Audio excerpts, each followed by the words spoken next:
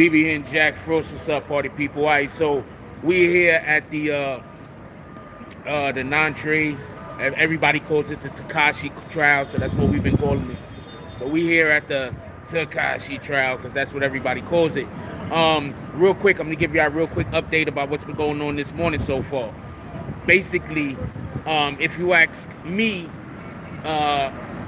Harv's attorney did great. They lined them up and then they knocked them down real quick. I'm gonna tell you about what happened. So the defense had the prosecution had brought out a what do you call that?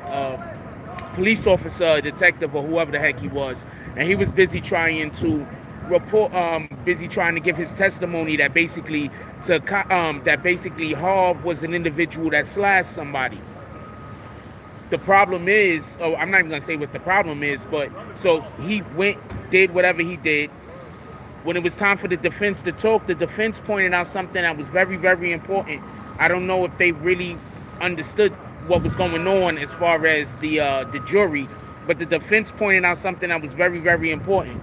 This man got sliced in his face. That's a fact. But there is absolutely no proof saying that it was Harv. They have no proof saying that Harv was the individual that slashed him in the face. There's no evidence. All they have is hearsay, period. So that looks like that's something that Harv could get up off of. Now I see why Harv wanted to take it to trial.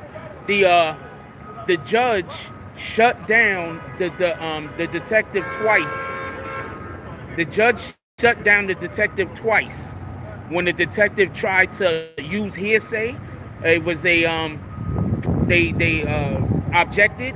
The judge allowed for the objection to go through. They had to redirect questions. They wasn't able to get what they wanted. They wasn't able to allow for the detective to say in front of the jury that he was told by the victim who had slashed him. That's hearsay. The judge did not allow for them to use hearsay.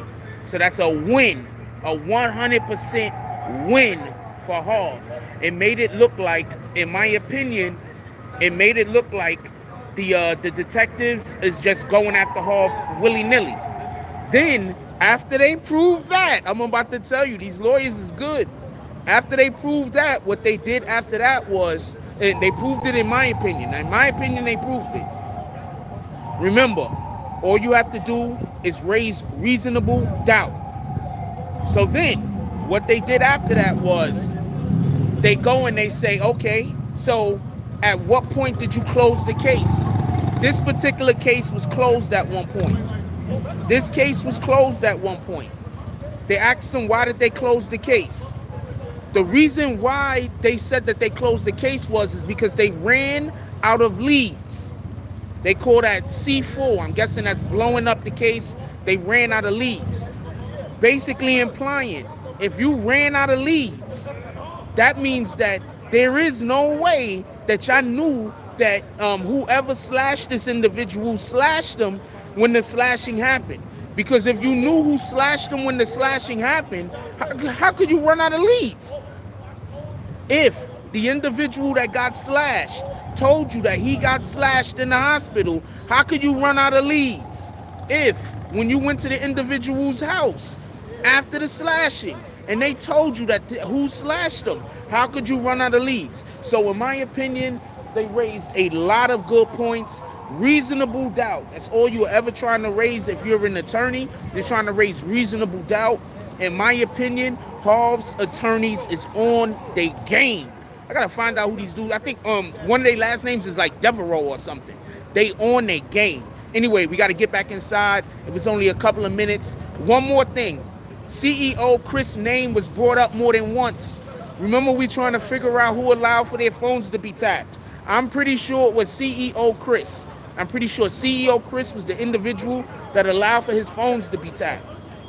I got notes. When I get an opportunity, I'm going to make a real video. We're going back to the regular videos that we do over here. You already know how we do.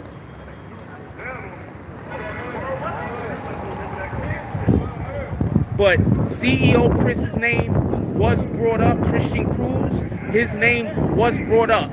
Also, every single person that decides that y'all want to commit crimes, listen to what I'm saying.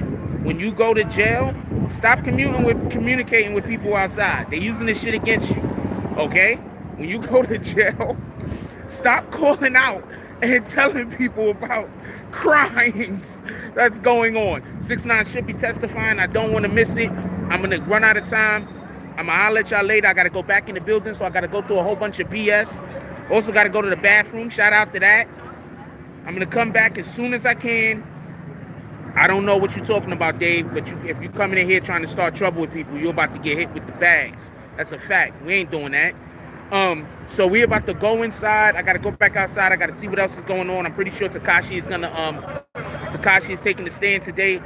Yo, everything that I saw today, that is a win for Hov's attorney, in my opinion. Hov just got a big win today.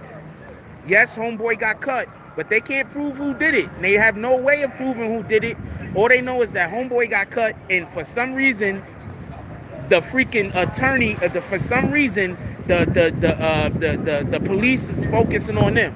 So unless they bring homeboy and put him on the stand and he could definitively point at the person who cut him, I don't know what to tell you. Anyway, we out. I got to get back inside. I love y'all. Everybody enjoy y'all day. Let's get it.